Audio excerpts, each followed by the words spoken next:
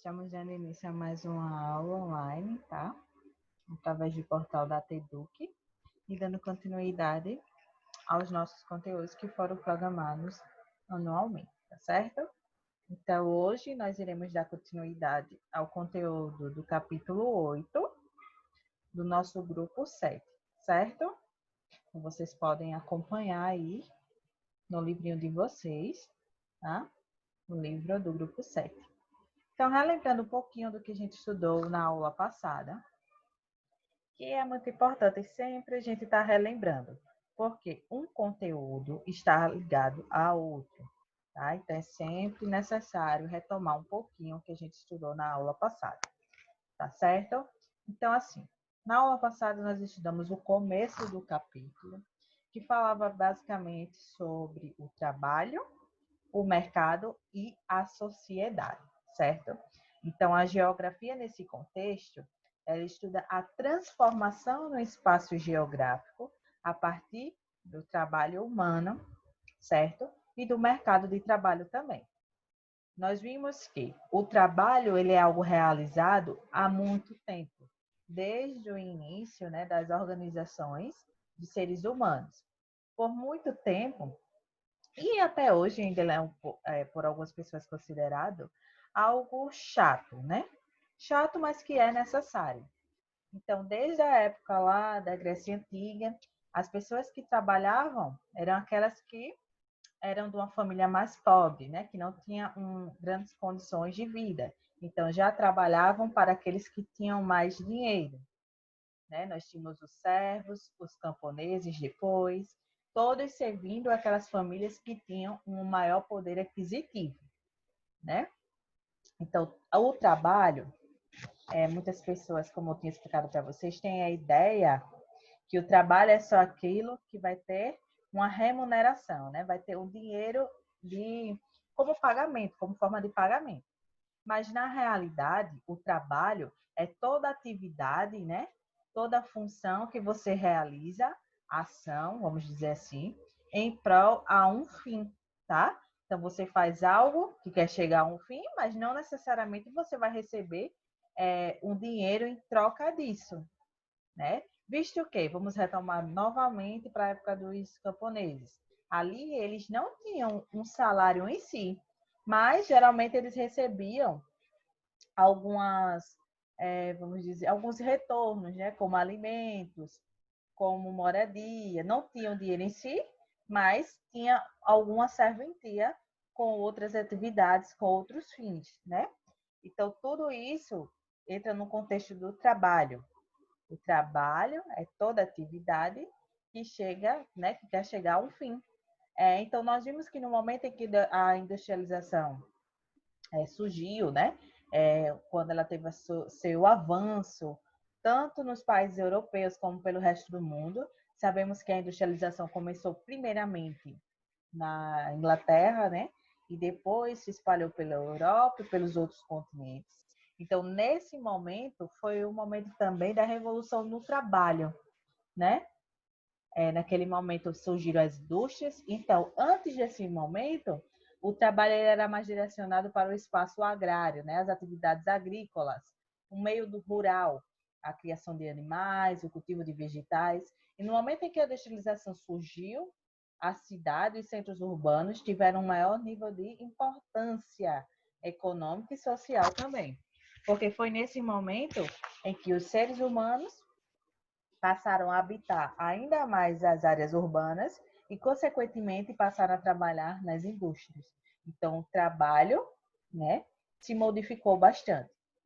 E até hoje, gente, a maioria das pessoas ainda vivem nos centros urbanos, apesar da gente ainda já observar um movimento de retomada para o espaço rural, tá? Mas não é tão grande assim. Então, nesse momento, muitas pessoas perderam seus empregos no meio rural e foram em busca de uma vida melhor, de empregos nas indústrias, no meio urbano, tá? Então, dentro desse contexto, nós estudamos também os povos nômades, né? Então, nós vimos que os nômades são aquelas pessoas que não têm um lugar fixo para se habitar, né? Para viver. Eles sempre estão em busca, né? Estão sempre andando em busca de bens que eles necessitam, né? Nessa área não tem mais comida necessária para a minha família, então vamos para outra, né? Eles nunca conseguem construir, vamos dizer assim, uma residência, né? Um lar. Eles sempre estão se modificando. Os nômades existem desde os princípios. E hoje, na atualidade, nós ainda encontramos povos nômades, tá? Não em grande quantidade como a gente via antigamente. A gente não, porque nós não chegamos a essa época. Mas no contexto que a gente estuda, né? Então, quando a gente estuda a história e a geografia, nós conseguimos observar esse processo do nomadismo. Então, na atualidade, ainda existem povos que vivem dessa forma, tá, gente? Nós vimos lá nos slides da aula passada que muitos deles vivem no Oriente Médio, né? Entre os desertos, visto que no deserto é muito raro algumas coisas, então eles sempre estão em movimento em busca dos seus objetivos, das suas coisas que é necessária para a sua sobrevivência, tá certo? E também dentro desse contexto, nós vimos as técnicas de plantio, que é muito importante também, que lá no início era uma das principais formas de trabalho, onde as pessoas trabalhavam, né?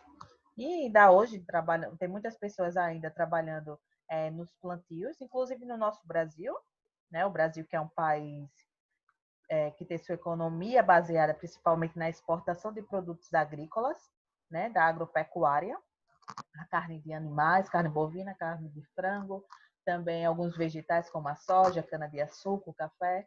Então, nós temos muito essa característica, né? Ainda muitas pessoas trabalhando no meio rural. Então, nesse processo de trabalho, teve também o momento da robotização, né? O momento em que os robôs surgiram e a cada vez mais eles estão tomando conta dos trabalhos humanos, né? E, consequentemente, nós temos um maior processo de desemprego, não só no Brasil, mas mundialmente, tá, gente? E as pessoas cada vez mais necessitando de uma atualização, né? Alguns trabalhos já desapareceram, outros surgiram e sempre tem que estar se atualizando para se manter no mercado de trabalho, né? Que é justamente no momento onde tem a remuneração. Tá ok? Então vamos dar continuidade aos nossos conteúdos, né? Entrar no conteúdo realmente de hoje, mas foi necessário a gente trazer essa lembrança, retomar esse conteúdo da aula passada, certo?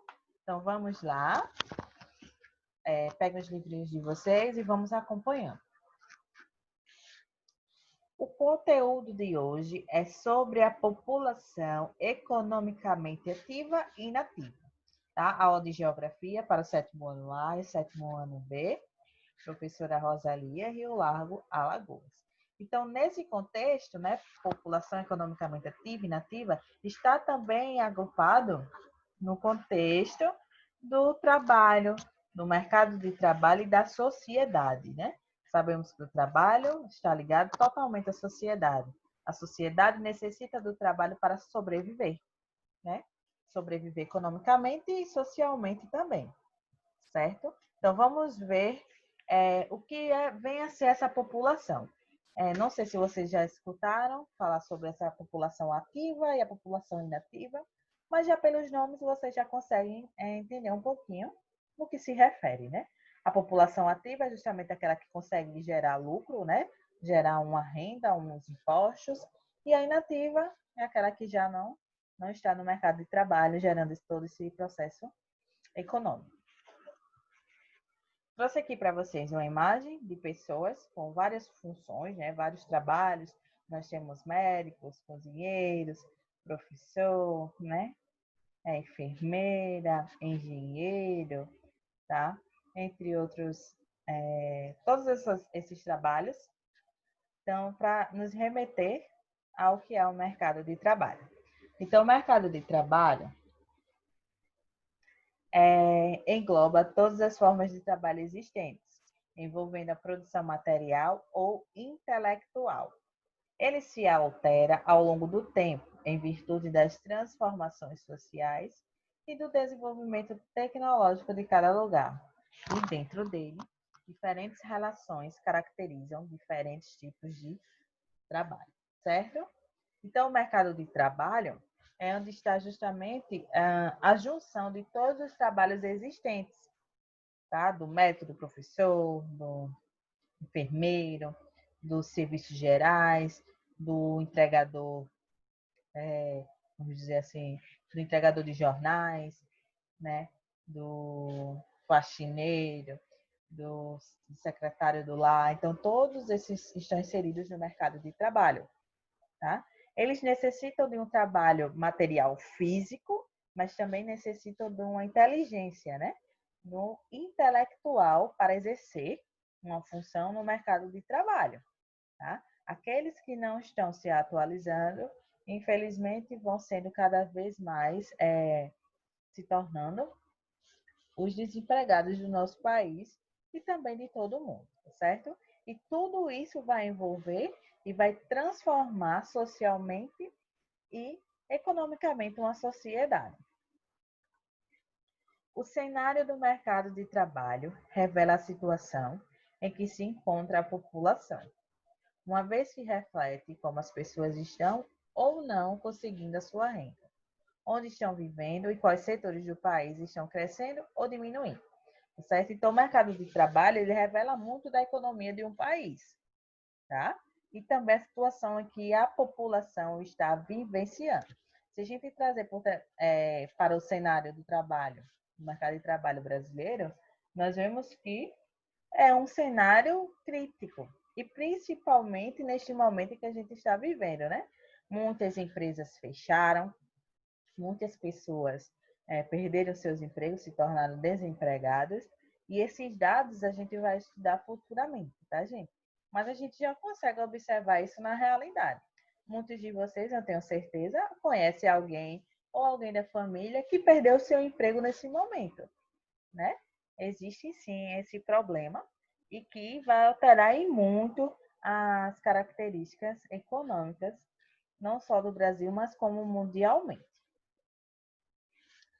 Então, vamos lá ver o que é a população economicamente ativa. Tá? Como já diz a palavra ativa, é aquela que está exercendo algum papel, alguma atividade, né? E gerando lucro. A PEA, população economicamente ativa, corresponde à parcela da população com idade e condições físicas de exercer algum trabalho no setor produtivo. No Brasil, o IBGE define a PEA como a população com 15 anos de idade ou mais, que está trabalhando ou procurando trabalho no momento do levantamento dos dados, tá? Então, a partir dos 15 anos, as pessoas já fazem parte dos dados, né, da população economicamente ativa. Alguns adolescentes jovens, nesse período, eles já conseguem trabalhar, mesmo não sendo formalmente, né?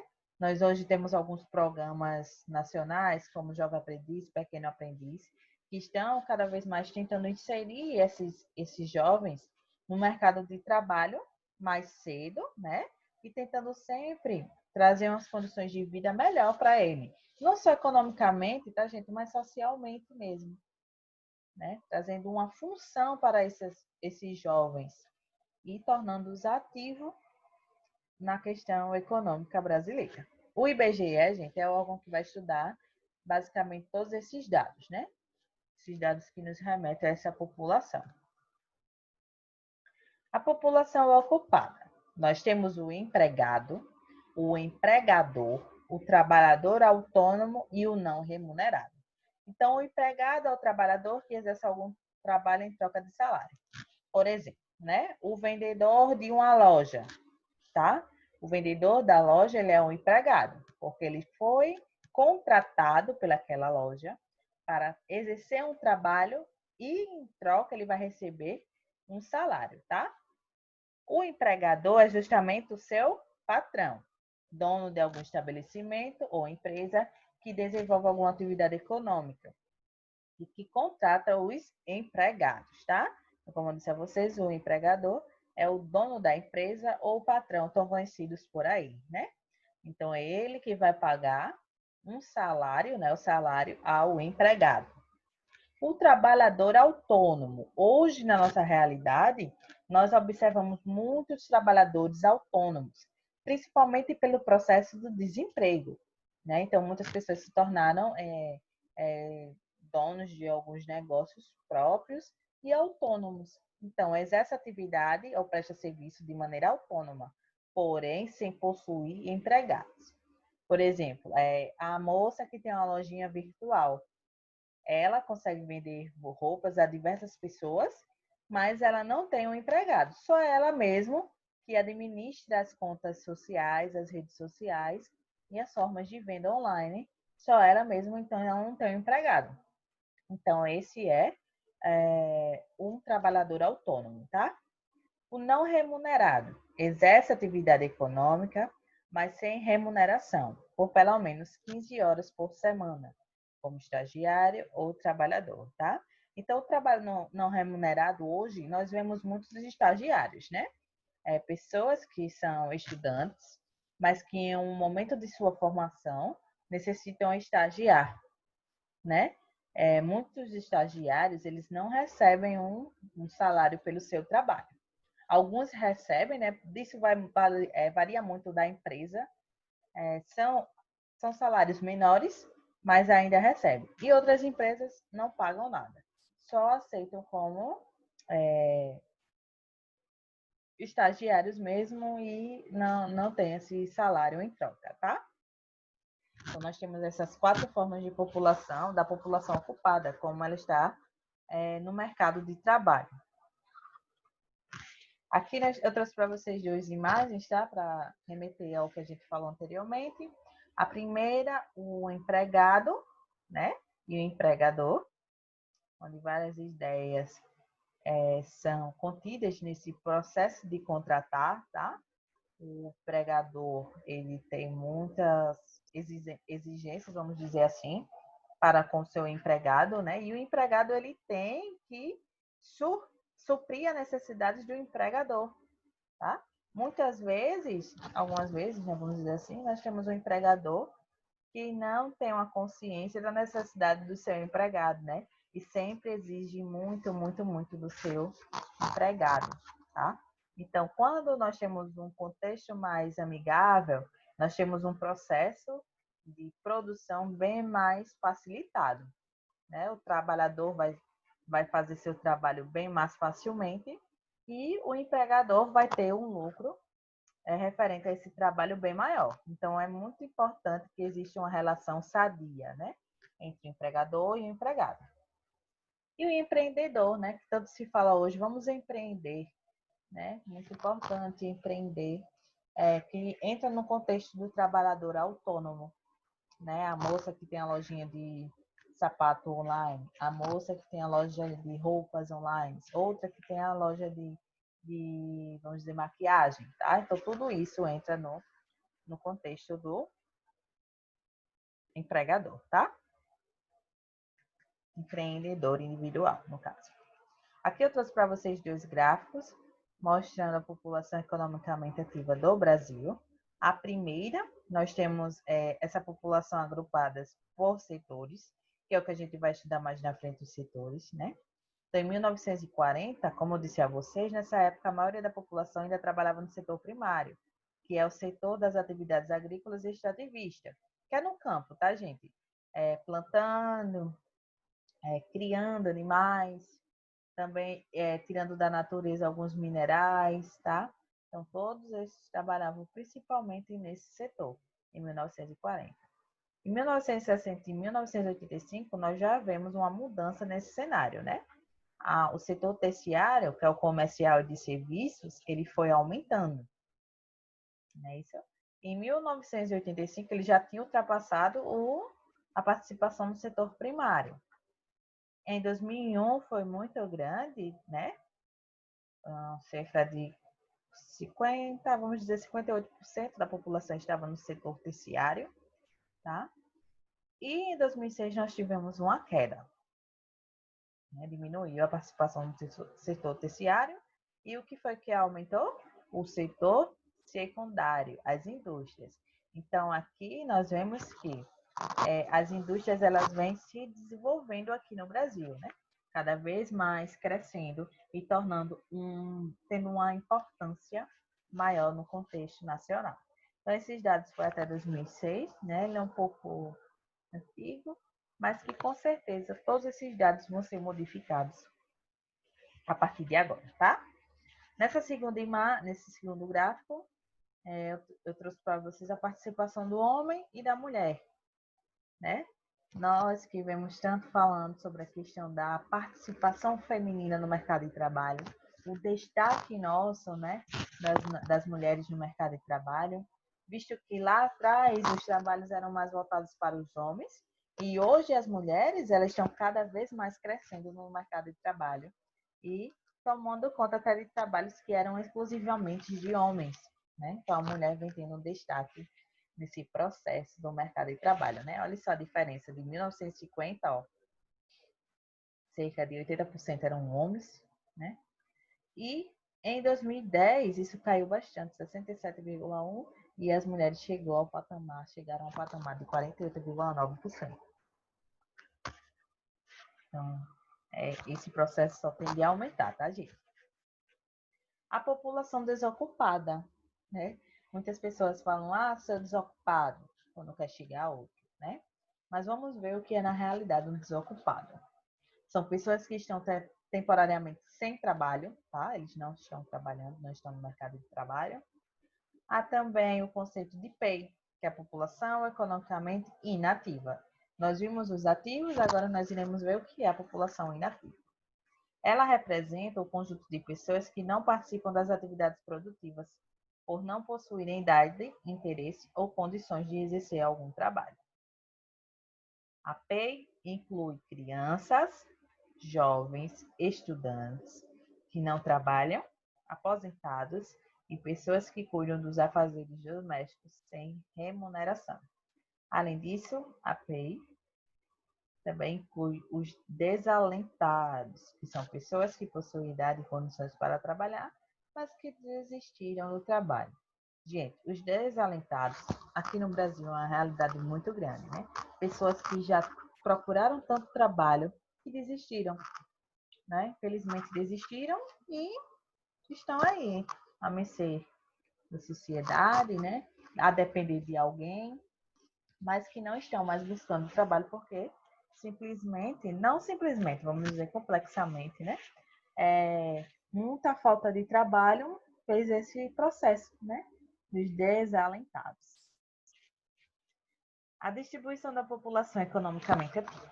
A PEA costuma ser dividida dentro dos seguintes setores de economia. Nós já trabalhamos, tá? Eu já trouxe para vocês, adiantei um pouquinho os setores da economia, né? Porque era necessário para a gente estudar alguns conteúdos anteriores. Mas o setor primário corresponde às atividades que envolvem diretamente a matéria-prima, isto é, exploração de recursos naturais, como agricultura, pecuária, mineração, pesca e extrativismo vegetal. Então, o setor primário ele vai trabalhar com a matéria-prima, né? Vamos dizer assim, é a indústria que vai retirar a soja, tá? É a empresa que vai lá na Amazônia fazer o processo de retirar o látex, tá? Então, eles estão diretamente ligados à natureza, ao meio natural, ao meio ambiente, e eles conseguem gerar uma renda a partir desses produtos, tá? Trouxe para vocês aqui algumas imagens representando o setor primário. A primeira imagem, né? O processo de mecanização no campo, cultivo, colheita. A segunda imagem é um desenho, né? Mostrando que o espaço rural, algumas casas, os tratores, os animais, as vegetações, né? Os produtos agropecuários. E a terceira imagem que representando basicamente uma família cuidando das suas plantações, tá? O setor secundário inclui as atividades relacionadas com a indústria de transformação, isto é, que transforma matéria-prima em mercadorias, como as indústrias de automóveis, eletrodomésticos, roupas e alimentos, tá? Então, o setor secundário é o setor da indústria e principalmente é o local de transformação. Aí eu trouxe para vocês aqui algumas imagens das indústrias do setor secundário brasileira, né? Indústria de tecido, indústria também têxtil, indústria alimentícia, né? Produção de alimentos, indústrias que produzem molhos, né? Nós temos algum aqui nas nossas cidades próximas de indústrias alimentícias, como a Bauducco, algumas que também trabalham com coco, né? Então, tudo isso entra todas elas entram nesse contexto. O setor terciário. O setor terciário engloba as atividades vinculadas ao comércio e à prestação de serviços, como supermercados, lojas, serviços de saúde e educação, entre outros. No setor terciário tem muitas pessoas hoje trabalhando, tá? Nas lojas, por exemplo, do centro, em grandes supermercados da cidade, também a questão de serviços de saúde, há um enfermeiro, né? Um médico, ele está servindo a população em si. Quando a gente fala em prestação de serviços, a gente pode falar das operadoras de telemarketing também, né? A educação. Então, vamos dizer que um professor ele faz parte do setor terciário, né, gente? Eu, por exemplo, faço parte do setor terciário. Eu estou tendo como base um serviço para vocês, né? E entre outros. Trouxe aqui para vocês as imagens representando também o setor terciário. A primeira, como eu falei, telemarketing. A segunda é um supermercado, né? Uma grande loja, que é o setor terciário também. E aqui algumas imagens representando algumas profissões, como segurança, a escola, um ateliê, serviços gerais, limpeza pública, restaurantes. Então, tudo isso fazem parte do setor terciário da economia. A distribuição da PA no Brasil. Até a década de 1960, a maior parte da população brasileira era rural. Por isso, trabalhava predominantemente no setor primário, sobretudo na agropecuária. Com o processo de industrialização do país e a modernização agrícola, houve o êxodo rural e a maior parte da população passou a ser urbana, tá? Então, foi na década de 70 que o processo de saída do meio rural para o meio urbano realmente começou, né? As pessoas trabalhavam mais na área rural. No momento em que veio a industrialização, né, elas foram perdendo cada vez mais seus empregos, seus lugares nesse meio e tiveram que migrar e viver no meio urbano. Então, consequentemente, nós temos um processo de industrialização juntamente com o processo de urbanização, né? E o processo de êxodo rural também. Aqui eu trouxe para vocês um gráfico mostrando a distribuição da população economicamente ativa por setores de produção. Setor terciário são esses pontinhos verdes. Setor primário, tá? É o setor azul, a linha azul. E o setor secundário é as linhas pontilhadas vermelhas. Nós vemos que em 1940, como tinha citado para vocês, a maioria da população trabalhava no setor primário, no meio rural, principalmente. E esse número só caiu, né? O setor terciário cada vez mais teve uma importância e hoje é um grande número, 56,5% da população trabalha. Vamos dizer assim que esse dado foi até 2001, tá? Mas esses números com certeza só aumentaram. E nós temos também um aumento mínimo, mas tivemos também do setor secundário, setor das indústrias. Atualmente, o setor que mais emprega brasileiros é o terciário, por causa da automatização cada vez maior das indústrias e o crescimento do comércio e da oferta de serviços nas cidades, fator que também aumenta de acordo com o poder aquisitivo da população. O trabalho informal. Então, vamos ver o que é o trabalho informal, suas características. Quando o trabalhador possui situação regulamentada, com carteira assinada, direitos trabalhistas assegurados, considera-se que é um trabalho formal, né? Então, ao mesmo tempo, existe o informal, que sustenta a parte da população que trabalha sem condições regulamentadas pelo governo. Então, o trabalho informal, ele não vai ter uma base, né? Um sustento pelo governo, né? Eles não vão ter todos os direitos que um trabalhador formal tem, né? Férias, FGTS, eles não vão ter esses seguro-desemprego, não vão ter essas vantagens. No Brasil, o trabalho informal vem apresentando grande aumento e bateu o recorde em 2019, representando 41,3% da população ocupada. Segundo o IBGE, o que corresponde a 38,8 milhões de pessoas, tá, gente? Só no setor terciário. Então, isso mostra que o Brasil ele é um país que não tem trabalho suficiente, né? Não tem um mercado de trabalho legal para a sua população. Muitos estão no mercado informal porque não conseguiram um emprego no mercado formal, né? Muitas pessoas recorrem ao trabalho informal por não conseguirem se inserir nesse mercado formal. Aqui eu trouxe para vocês um gráfico que também tem no livro de vocês, mostrando que onde estão empregados os trabalhadores informais, né?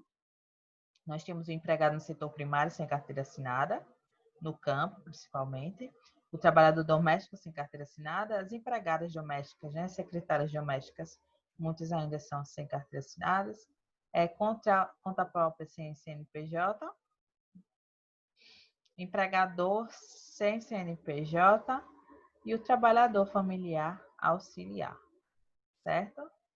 Então, nós temos a grande maioria no conta própria sem CNPJ, né? Então, os trabalhadores informais estão empregados nesses trabalhos aqui.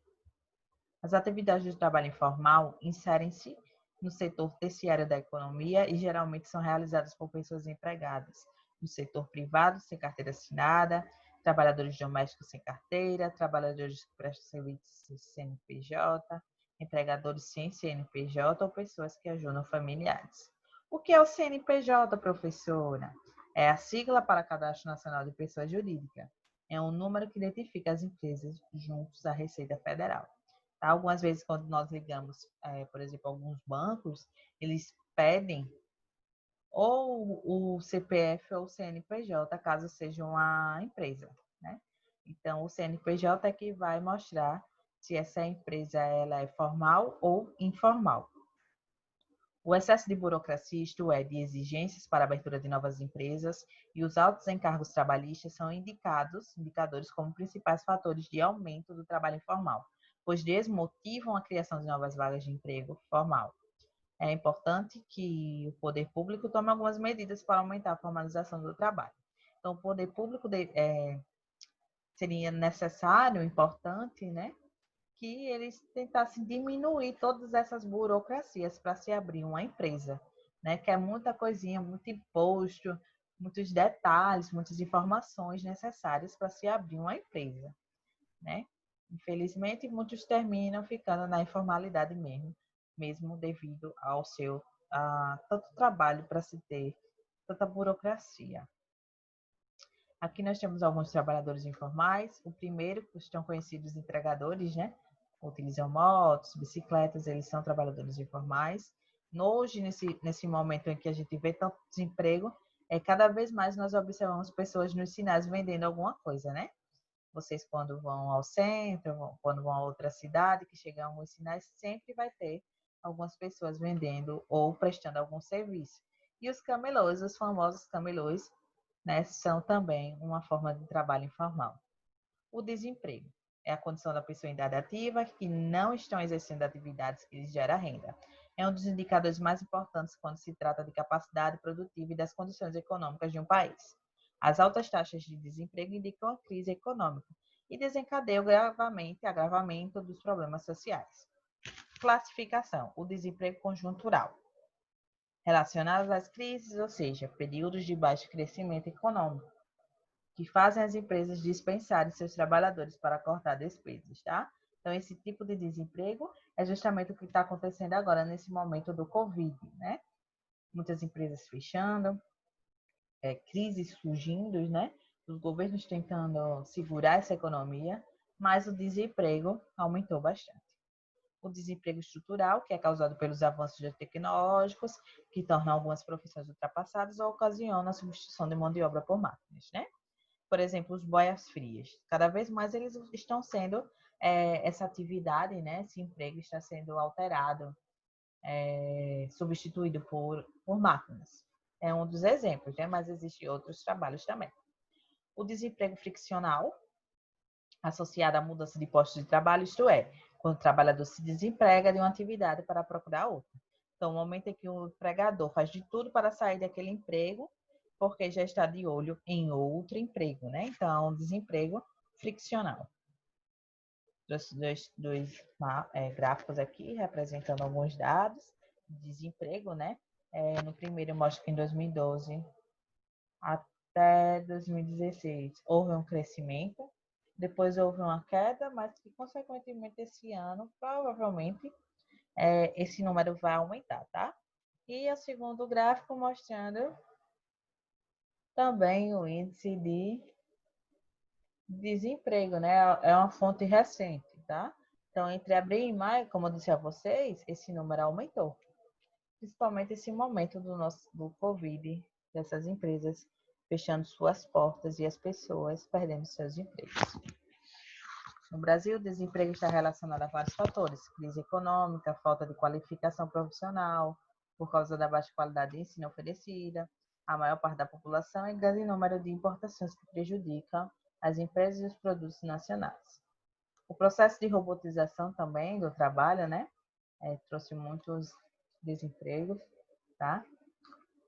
Onde tem se automatizado o setor industrial, contado com a presença cada vez maior de robôs e máquinas capazes de substituir o trabalho humano. Então, isso também é uma grande forma de interferir no desemprego.